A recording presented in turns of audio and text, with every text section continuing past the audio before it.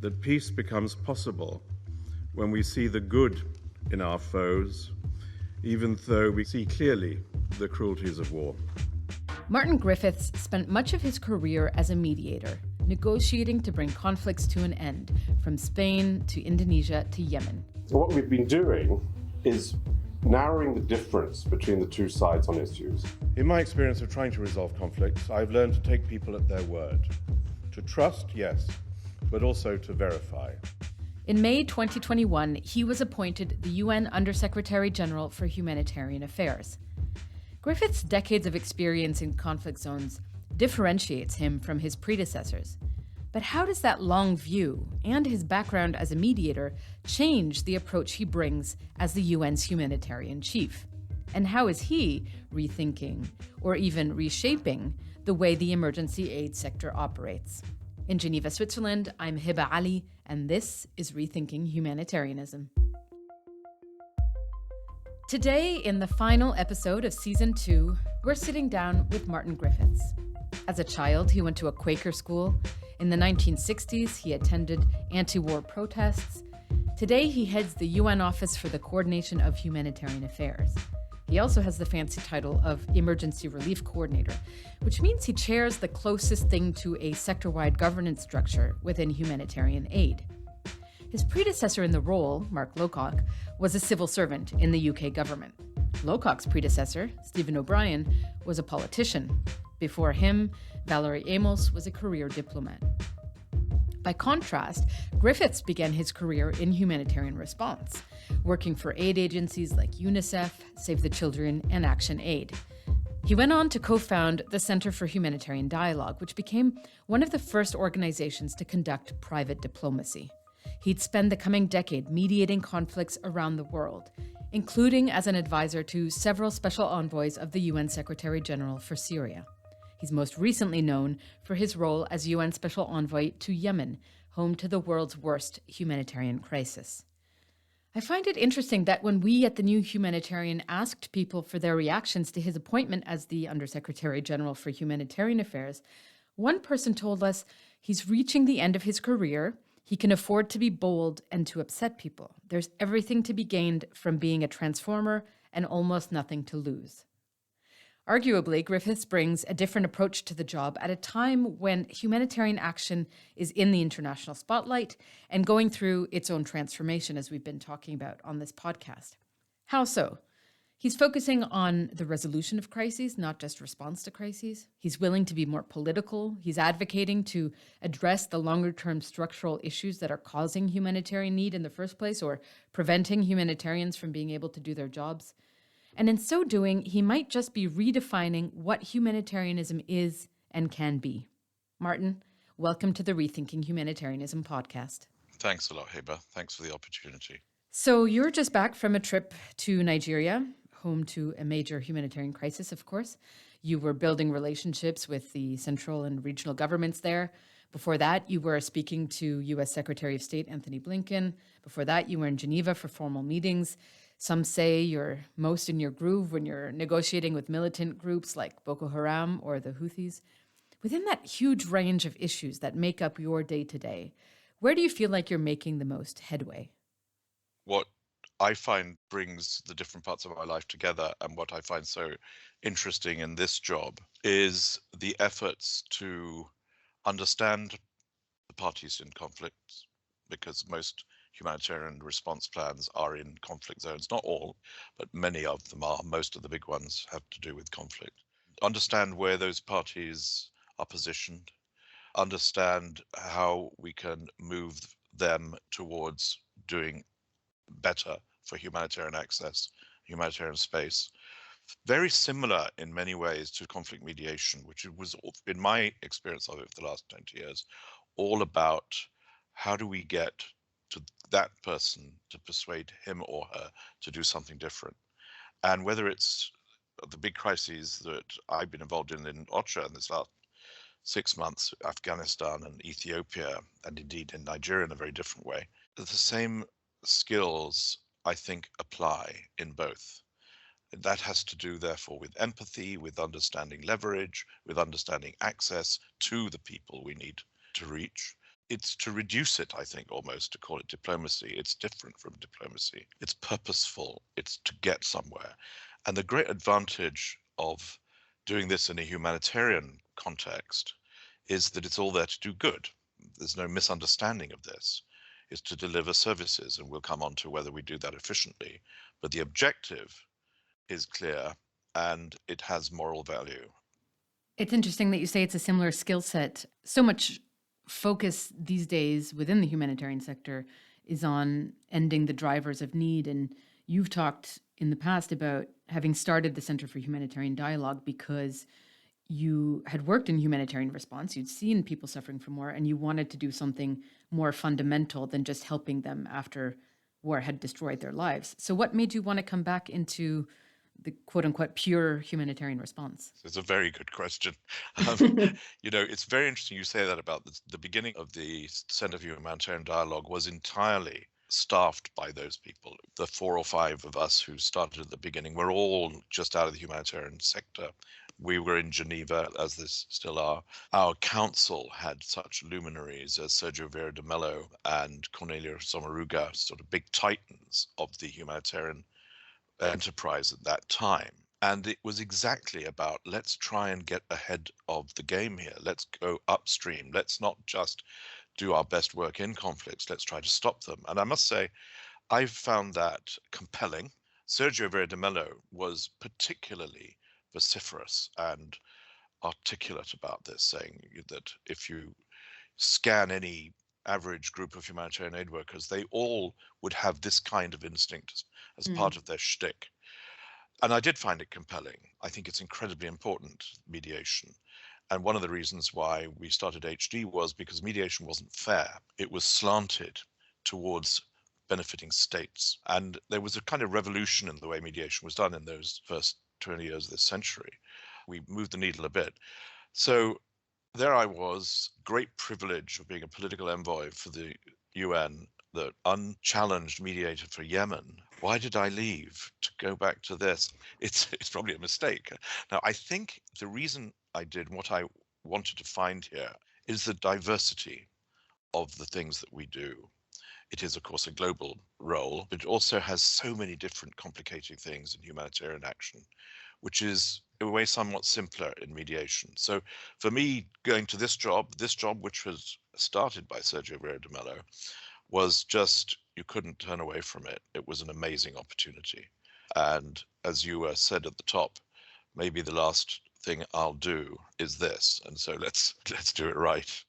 And in terms of doing it right, or perhaps as we often talk about on the show, doing it differently, do you think you bring, because of your background, a more political take on humanitarianism than some of your predecessors? I started off with the Khmer Rouge, working with them. Khmer Rouge ran one of the camps on the Thai-Cambodian border, 1979. I was in UNICEF working with ICRC. I was running that camp. So my humanitarian operational experience goes back a very long way. And I think that's incredibly important for this job.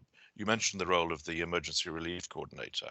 That role is one of incredible privilege because it is there to guide and sometimes lead and certainly coordinate the actions of these very experienced big humanitarian agencies, national, international, UN, NGO.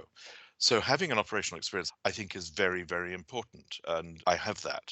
Secondly, I understand, I think, better than some and not as good as others, the sort of political context in which we operate. And I believe that's particularly important now, because as you know, Heba, the cost of the humanitarian program for 2022 is $41 billion. It's an astronomical sum. It is, I understand, 5 times what international peacekeeping cost at its height. And that $41 billion doesn't cover all the humanitarian actions. The Red Cross, for example, is in addition to that. So we need to be much more focused on efficiency of delivery and finding a way to move away from simply repeating the appeal for another year, another year, another year.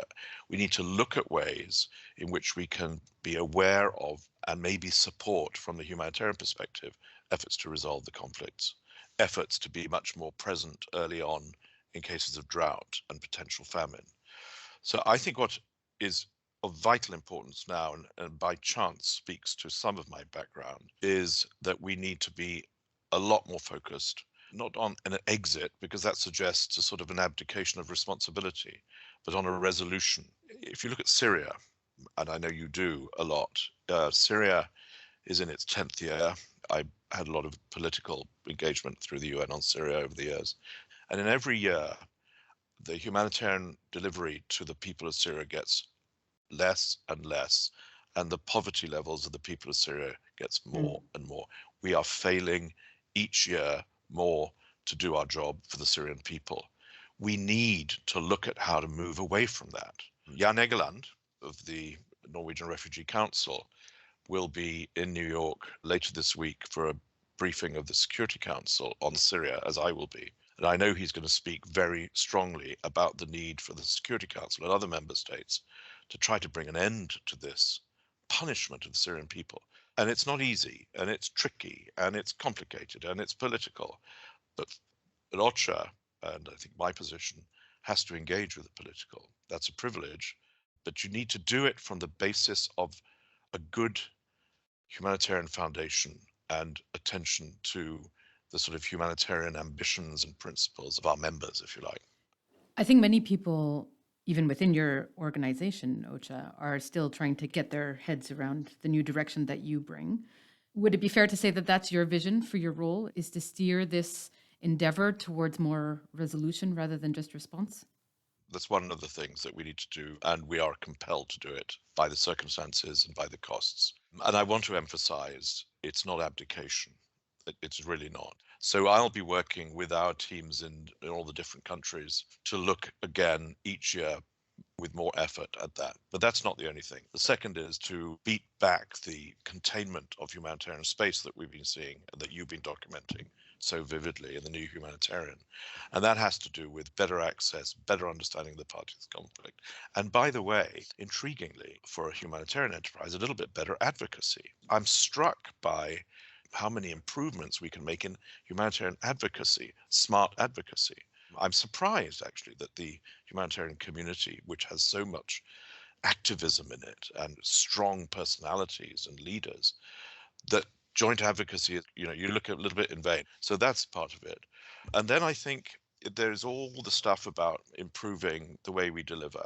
The work that's been done on cash as a central component of the humanitarian delivery system, localization, and so on. So I don't think it's a single vision. I think it's necessarily a complex one. But interesting to hear you talking about moving away from seeing humanitarianism as a purely technical kind of role. You've already mentioned a few of the ways, in particular, the growth of the industry in how humanitarianism has changed. I was reminded recently that you were actually one of the drafters of the resolution that created what is now the UN Office for the Coordination of Humanitarian Affairs, OCHA, and of course were its deputy head back in 1998. Coming back to the humanitarian sector now, some 2 decades later, what strikes you the most in terms of what has changed? I think it's been a sea change, and I have been out of it for 20 years, so it's really interesting to come back directly, to be overwhelmed by it. The sea change has to do with the way in which humanitarian agencies work together. As you know, there's an enormous amount of sophisticated, time-consuming, necessary program work that goes on, grinds on in every place where there's a humanitarian program each year, identifying the priority needs, identifying forms of delivery, identifying priorities, auditing what happened before, working in clusters, as we put it, to work on specifics. So that effort, which you don't see, by the way, in anything like the same level of ambition in other sectors, is something which has changed enormously since I left the humanitarian world in 1999. In a good sense, you mean? In a very good sense. That is a very good sense. There are things we need to do to temper a bit the overwhelming grinding of this machine of programming, but that's another matter, but in a very good sense. Secondly, the Interagency Standing Committee, which brings together the key humanitarian agencies in which I chair, is a pretty collegiate place. This surprises you? It does surprise me. I came out of the 90s with a lot of scars, having been involved in coordination those days. But here's the thing, and you know this better than me. There is a design fault in the humanitarian enterprise because it is based, of course, on competition between agencies, competition for money, competition for the brand, competition for profile. Nothing wrong with that. But then we then tell these agencies, yes, you can compete, but actually we don't want you to compete. We want you to coordinate and cooperate. And it's a tension, which is not resolved. And I think, frankly, ultimately, it's not resolvable by our current system. I think the improvements made over the last 20 years have reduced its dysfunctions that would have resulted from that clash. I think my role, with the sort of background that I have, is urgently to make sure that there is a sort of family of the heads of agencies, and that ideally it should not be a closed circuit, that it should be open to new thinking. We have to get national organizations much, much better represented at those levels of leadership. Really keen to hear more from them. And localization, as you know, is one of the issues that we need to see progress on. So the system works much better. I think it delivers better, but the job now is bigger and the politics are more in our face, really. What puzzles you about the way it operates today? You've said in the past that donors are a puzzle. I'd love to hear more about that. It was new to me that donors have such a sort of partnership role in the humanitarian program, and indeed in the so-called humanitarian country teams in countries. Donors are represented along with agencies, and we have the humanitarian coordinators chairing it. So that was new to me. It wasn't really quite like that. We had good donorship processes back in the 90s, but this has changed. And it's really important that we balance that with a recognition and a respect to host countries, to local communities, to the fact that, as I saw in northeastern Nigeria last week, it is the local communities which are keeping a lot of displaced camps going. We see it very vividly in Tigray this last year. It is host governments, and if their contribution is monetized, would be very significant. So we need to build back those partnerships, I think, globally, not just at country level. That's something that's sort of on my to-do list. I mean, a $41 billion program in whatever it is, however many countries, it's so big, it's so massive, that you need to be really smart about how to move the needle. And which bits of the needle are you trying to move? We will improve our capacity both in OCHA and at country level and with the Interagency Standing Committee on issues of access and humanitarian negotiations and space. So we'll do that. That's clear, and that's my background as well. Secondly, I think we need to understand much better, and this is going to be the year for it, the impact of climate change. You wouldn't want to be living in the Horn of Africa in these months. It's hell to watch. But we need to understand it better and move beyond just anticipatory action, but into a different form of programming. The next, which is linked to that, is to make sure that there is a sensible relationship and partnership with the development sector. They do things better than we do, of course, and we should not get in their way so that they do it. We do other things better. And again, northeastern Nigeria is a good example, but so is Afghanistan, so is Syria. Most humanitarian programs have to coexist, and that relationship needs fixing. And then there's localization and cash. There's some of those issues which are so important. So there's an agenda of issues as well as an agenda of crises. One of the difficulties in my sort of daily life is that your attention and your time is constantly drawn to the crises because, of course, they're urgent, but that doesn't make them important. And making sure there's time enough for the issues, I think is going to be important for me. I don't want to leave OCHA in the very distant future, whenever that happens, without having done something about making the humanitarian effort a bit more human and a bit more focused. I want to pick up on a number of things you've talked about, Afghanistan, Ethiopia, access, but maybe just where you ended there on making the sector more human. One of the things we've talked about a lot on this podcast is the unequal power dynamics within the humanitarian sector.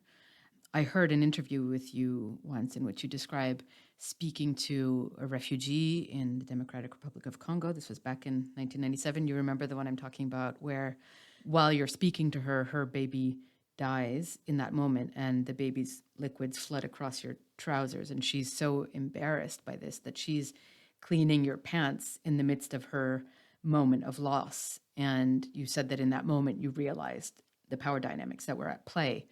What are you doing or planning to do in your position now to change those power dynamics? I'm glad you mentioned that experience. It's lived with me, you can imagine, ever since. And it's such a clear reminder of the negative power dynamics. And then the negative power dynamics between us and the affected people within agencies, UN, international NGOs, national NGOs, local NGOs. And you see it wherever you go, wherever you visit in the field, people are sitting in different rooms, pretty straightforwardly. My way into this issue is to address it within the context of the accountability to affected people. Now, it was very interesting to me that last autumn, when the annual meeting of humanitarian coordinators took place in Switzerland, in Montreux in October, they put that group of, very distinguished and experienced people from all over the world, put this issue fairly high up their agenda. And I think the one that was more important was need for a duty of care on the prevention of sexual exploitation, abuse and harassment of women. But that for me that's an obligation. That's not an optional issue. This accountability to affected people is an issue, and it's his priority. Now, the problem with this is that I believe from my own experience that it's much better done by development agencies for all kinds of reasons. The program cycle of a development program is different. I was in Action Aid, you mentioned at the top of the program. We had some difficulties in terms of our funding arrangements in Action Aid. With child sponsorship was a problem. But the grassroots community level empowerment work of Action Aid staff all over the world was absolutely wonderful to see. So I had some experience of that. And at one point, many years in the past, I wrote UNICEF's policy on this issue. So I'm aware how complicated it is and how difficult it is for humanitarian agencies to get this right. So I'm glad that they put it high up on their agenda. But I said to the meeting, let's not be naive about this. It's going to be a struggle. Our annual cycle doesn't help. The fact that humanitarian deliveries tend not to be a la carte, but we bring food or tents or non-food items. It's different from development. So we need to be quite careful and reasonable and focused on getting it right. And I want to do this and scale it up from certain countries' experience. I think it's crucial. It relates to localization, but it's a slightly different aspect of it. But you're saying it can be more easily done within a longer time frame, but within the reality of humanitarian response, it still needs to be addressed. So what are you trying to do to address it? First of all, of course, let's recognize that most humanitarian operations are not only annual. And so many of the efforts being made are having a sort of 2 or 3 year horizon while you fundraise every year, because of the funding arrangements of member states. But you have a 2 to 3 year horizon. So you can actually take humanitarian action into a slightly different place. I think that's possible. I think the more that cash becomes central to the delivery of assistance, the more a la carte we will be able to get. I think cash is 20% now of the overall assistance, and we'd like to get it up to 40 or 50. So that will help too.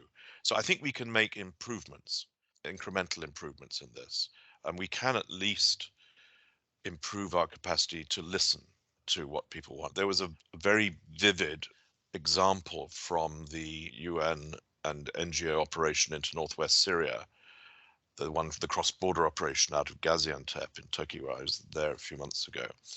And in one of the conversations that they had been having with local people, the displaced who are sitting in Idlib province and have been for years, I think it was one of the women who said, you can't lean back on a tent. And we've been living in a tent for 5 years. And can we have something a little bit more solid so that we can actually lean back on it? I mean, it was just the sort of remark that we human beings make because it's so kind of real. no, we keep giving tents because we don't want you to look as if you're permanently there. There's a lot of things that we can do better, I think, in this regard. Another way at a much more geopolitical level in which power dynamics play out in this sector is through the appointments to positions like yours. You are, of course, very well aware that you're the fifth British person in a row appointed to the role of UN Humanitarian Chief. And this time around, there was quite a push for the UN Secretary General to consider a broader pool of global talent. And I think for some people, your appointment was a missed opportunity, for all the respect they had for you, for OCHA to be more representative of the people that it is meant to serve. Did that give you pause when you were taking up the role? Did you consider declining and advocating for diversity at these leadership levels?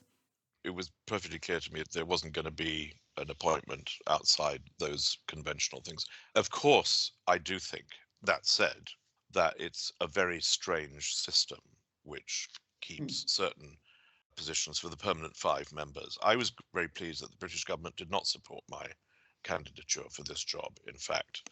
So I came in being British, but not as an official recommendation of the government of the United Kingdom. I remember talking to some people when I did come into this, and bearing in mind that comment, I think that you made earlier about, well, this is your last job, so better make sure it's a good one. I think some of your colleagues were recommending to me, you make sure you're the last before the world wakes up. This is too, how can I say this without being immodest? This is too crucial a job to be left to favoritism. That's the proposition, isn't it? I hope we moved in that direction. But it's a bigger issue than the humanitarian job. It's the way our world seems to work. Let's stick within the humanitarian realm. At the height of the Black Lives Matter movement a couple of years ago, Foreign Policy published an article showing that OCHA was the worst of all the UN agencies when it came to diversity in senior positions. They cited staff describing it as a neo-colonial fiefdom with a particularly Anglo-Saxon complexion. And I want to go back again to when you were first appointed, because we did ask a number of people in the sector for their thoughts about you. And one of them said he comes from the more traditional humanitarian world led by the global north, and I'm not sure how he will deal with the deeper transformation of the humanitarian system that's needed. So you're saying, I want to be the last. From your position as a Western white male, what is your contribution towards dismantling racism and decolonizing the structures within the humanitarian sector? It's interesting you say that. I just come out of 3 hours for OCHA's people on diversity, equity, anti-racism, and acknowledging difference. And I was lucky enough to be in the first tranche of people going into this, and it's very well facilitated and asked some very tough questions.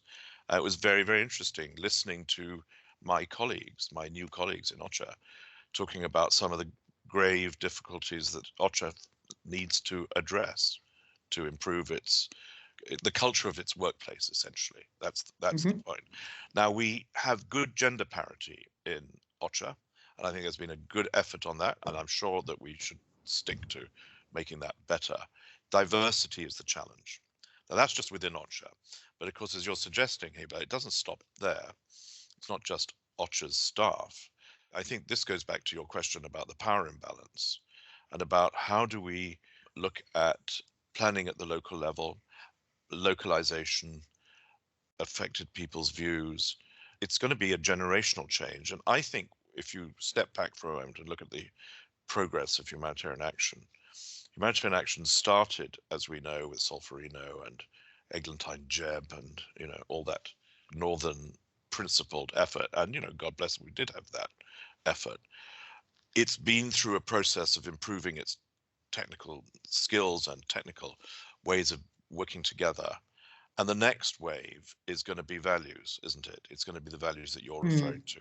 It's going to be adapting to the fact that the world shouldn't be run by the North, that OCHA shouldn't be run by somebody like me, and this is another generational change. And it'll take a generation to do it. No reason we shouldn't race at it now.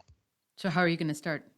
Well, first of all, we're working on the diversity through this dialogue, but also through appointments. A new deputy will be arriving here in February to be the deputy head of OCHA, Joyce Masuya, who is coming from UNEP, UN Environmental Programme, and she and I will be working closely together on this. She occupies a post that I had as you said earlier, 20 years ago. So that will help. And she's a very strong voice and strong manager. So we need to drive that within OCHA. Within the IASC, I think it's how do we empower national and local voices? And then there is accountability to affected people and localization as instruments of change. I think OCHA has a lot to do and actually can be proud of many of the things it's done. OCHA, as you possibly know, runs country-based pool funds, which are generously donated to by donors. And I think this last year reached over $1 billion globally.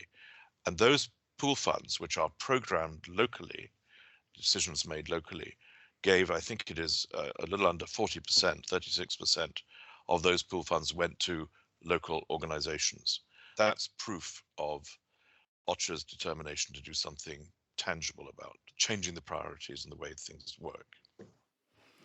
I want to come back to my question on donors, because I, reading between the lines, understood you to be saying the system is weighted perhaps a bit too much towards the donors.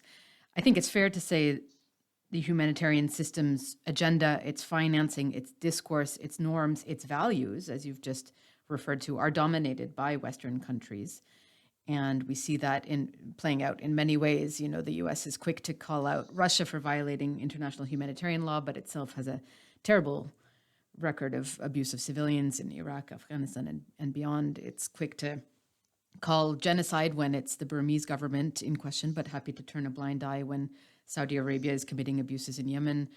You know, the EU is quick to defend humanitarian principles, but very happy to close its border to asylum seekers. I could go on. How do you see that hypocrisy? Does it frustrate you, that Western domination of the system?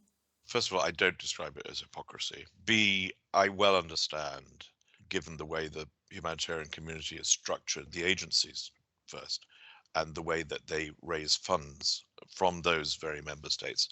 I totally understand the need and the desire for those member states to get quite deeply involved. I think I'm a realist about this as opposed to sad about it. I want to say one very interesting thing, which I just earlier this week discovered, is that when we recently went through efforts, which I know you're familiar with, to increase attention to cash as a basis for delivery, it was the role of donors in that grand bargain structure, which helped a lot to get humanitarian agencies to come to what I think they have come to an agreement. So donors make very, very useful policy decisions as well. I'm not going to criticize them. However, as I said earlier, the balance needs to happen. And secondly, perhaps, and Afghanistan is the great case of the last few months, humanitarian action has become, and I see this all the time, more and more interesting politically, internationally, isn't it? The Security Council of the United Nations is quite focused on humanitarian issues. Often it would seem to be even more than political peace and security issues. I, for example, constantly briefing the Security Council on matters, and in Afghanistan, there's some competition among member states to take leads in how to engage the Taliban. I would plead for our space to do that. I would plead for the professionals in this game, as you like, the humanitarian agencies, principally there at country level, to take those things forward.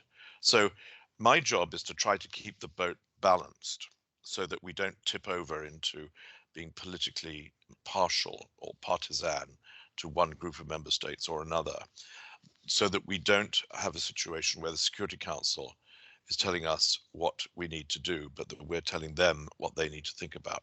A lot of my job is that sort of stewardship and to do it on behalf of the agencies. And I would say you've gone beyond most, perhaps, in very actively trying to build bridges with non-Western countries, reaching out to the G77, to countries like Pakistan or Bolivia, and to my mind, moving beyond simply kind of reinforcing Western views of humanitarian principles. Is that because it has a real implication on the ground in terms of access, in terms of aid delivery? Yeah, because the brutal truth, if you like, is that the people who are best placed to either impede or facilitate a humanitarian operation are indeed the people on the ground, the host government, the non-state armed groups, Boko Haram up in Borno State, the Nigerian government, and so forth. They're the principal actors in our world that we need to understand and engage with. We need to spend as much time as possible on them, really, because we need to get them to understand why we're asking for this. One of the things that comes out very strongly in the Ethiopian context over the last months is that there's a constant call by member states and others for quote unquote unimpeded humanitarian access. It's a complicated concept, unimpeded humanitarian access, because in no country that I'm aware of globally, humanitarian operations are allowed to operate without checks and balances from host or local authorities or local armed groups. What does unimpeded mean to you? And I think that's our job to define what unimpeded humanitarian access is, rather than the job of member states. That's our obligation and our responsibility, and frankly, our privilege.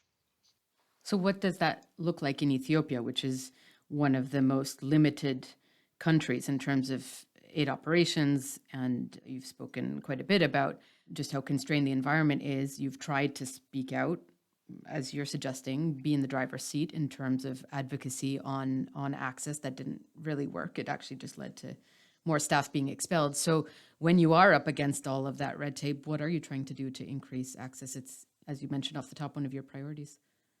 Finding out who needs to talk to whom to get it to work. I've long since learned, for years and years and years, that humanitarian space is rarely, if ever, absolutely granted.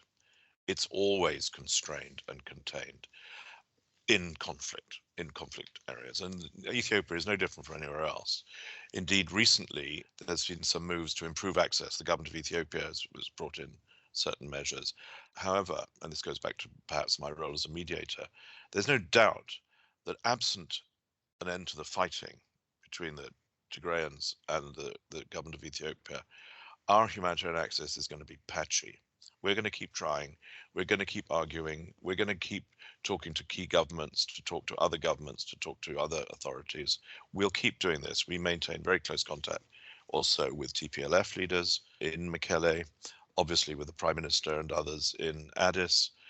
But I think I'm a realist after all these years of pain, that it's the ceasefire that needs to happen if we're really going to get what we need.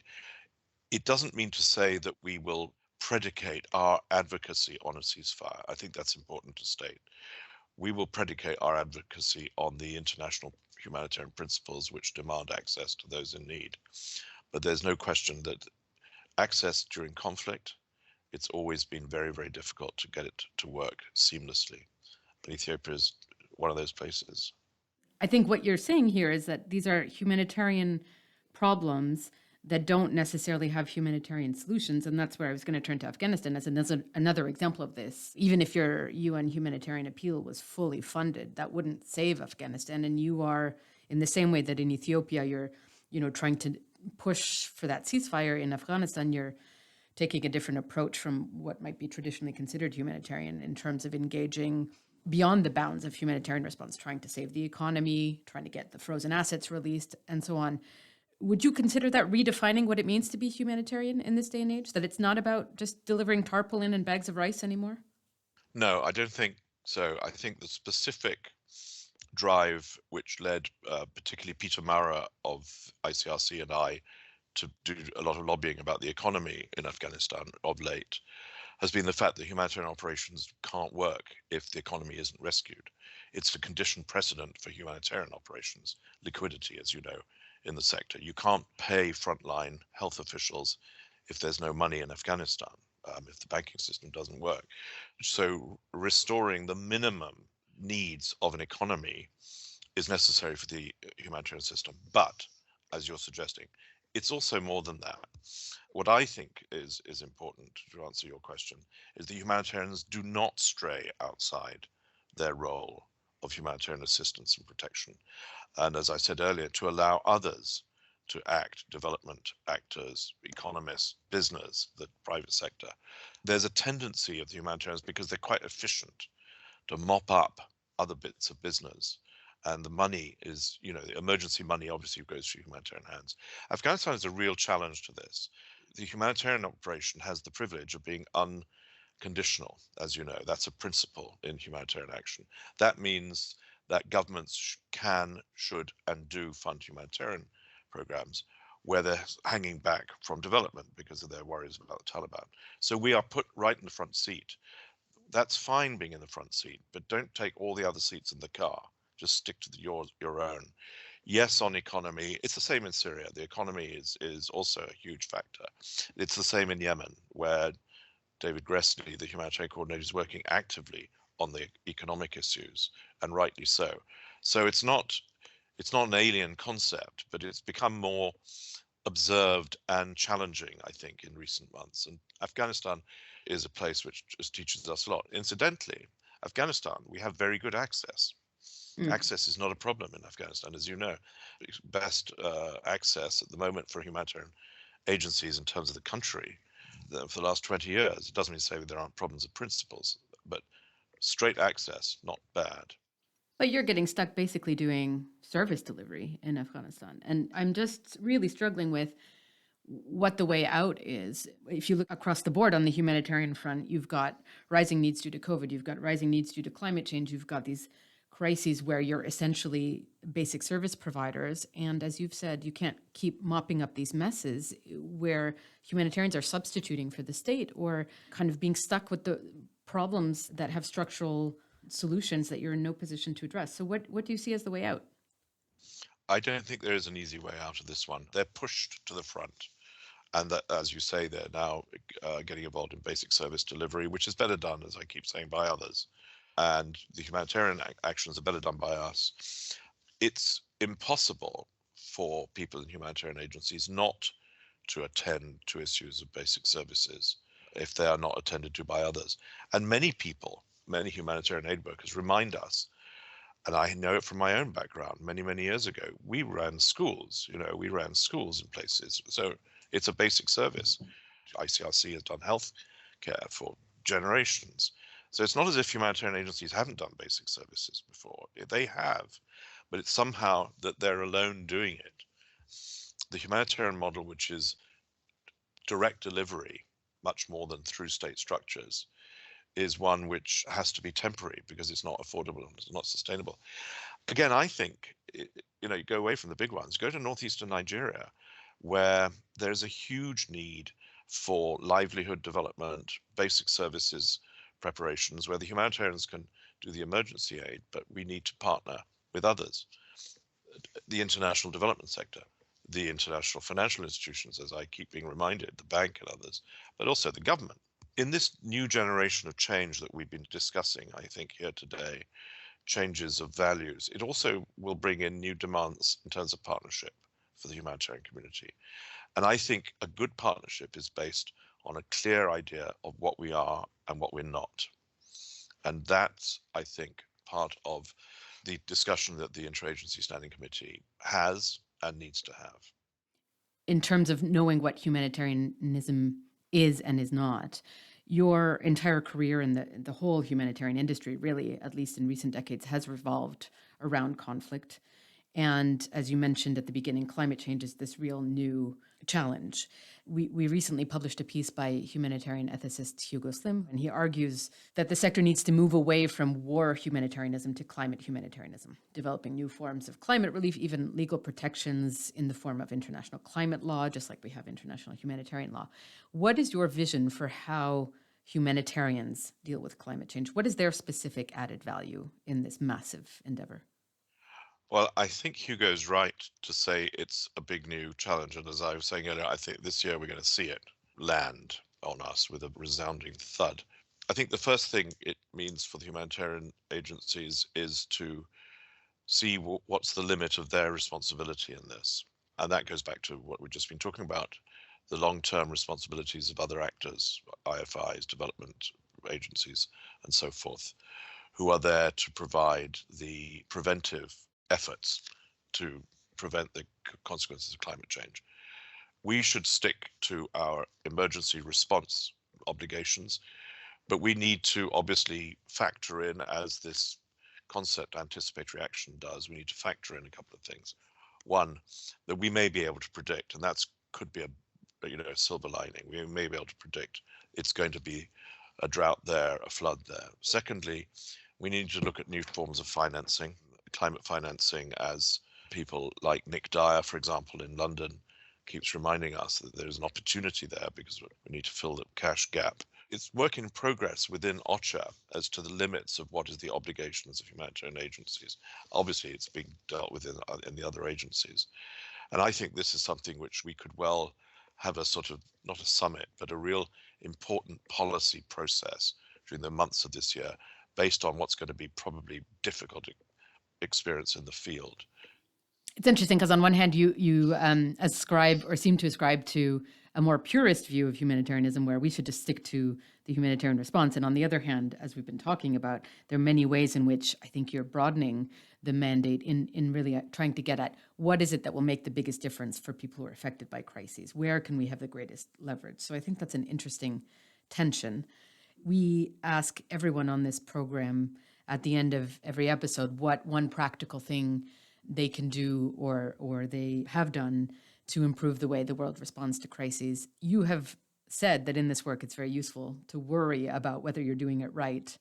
And so I wonder if there is one thing that you want to achieve, to change, one thing that you'd like affected communities to tell you that at the end of your tenure, you did right or you improved.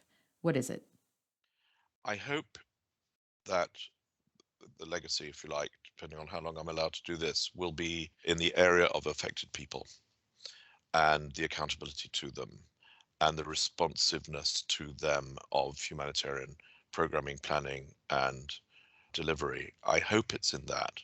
I think it's probably going to be a bit longer to get that right, but I hope we can really move that forward because that's also an important part of my experience. I suspect that what is more likely than that is that I will be seen as somebody who did a lot more on access and that who lived through a period of humanitarian action where it was right under the political microscope and right in the spotlight of the Security Council and other things. And okay, let's do that, but let's get access to be smart. Let's get advocacy to be focused and targeted, but let's also change our relationship with those we serve. Martin, thank you for joining us on the Rethinking Humanitarianism podcast. We've covered a lot of ground and I appreciate you making the time. Thanks a lot, Heba. Thanks. Much of what I've talked about with Martin are topics that have come up throughout season 2 of this podcast. So for more about power dynamics in the aid sector, the challenges of responding to crises in Ethiopia and Afghanistan, how the aid sector deals with climate change, check out past episodes or visit our website, thenewhumanitarian.org/podcast. This was the last episode of season 2. Thank you for listening and engaging with us throughout the season. And if you've got thoughts on this episode, on this season, or on what you'd like to hear from us in season 3, write to us or send us a voice note. You know the address, podcast@thenewhumanitarian.org. We'll be back with season 3 of Rethinking Humanitarianism later this year, but in the meantime, The New Humanitarian will be bringing you a new podcast series about innovations in the humanitarian sector. Host Ala Ismail will take a user-centered approach to innovation, so she'll be talking to people affected by conflict and disaster to ask them how innovation can help them. In the first episode, you'll hear about a platform that enables people affected by crises to voice their anonymous feedback on the aid they've received. Stay tuned for that next month. Today, we'll leave you with a clip from an event The New Humanitarian hosted 2 years ago, where Kenyan political analyst Patrick Gathara speaks to a topic that not only came up in this conversation with Martin, but that has been a running theme in many of our discussions on rethinking, that the world can't keep responding to crises without addressing the underlying structural issues that cause them. This podcast is a production of The New Humanitarian. This episode was edited by Marta Vanderwolf, and I'm your host, Heba Aly. Thank you for listening to Rethinking Humanitarianism. One of the problems with the aid system and the humanitarian system is that it provides a solve for these things. It perpetuates this idea that if we just fix the immediate emergencies, then we don't have to speak about the structural problems. So we keep or maintain countries in this situation of precariousness for years. So you keep talking about chronic crisis, but it is implied that the weakness is within the country, or that let's build resilience. So people learn to cope with a system that really should not exist. We shouldn't be building resilience. We should be removing the reason why we are saying they need resilience. But that's not what we talk about. And this is what, for me, becomes the problem with the whole structure of humanitarian aid, or the whole aim. What are we trying to achieve? Are we trying to fix the immediate problem? Yes, we've got somebody starving. Or are we trying to say that we should never have people starve? And I think in as much as humanitarians tend to say we are only dealing with the emergency, then they become part of the system that perpetuates the chronic problems and this situation of precariousness.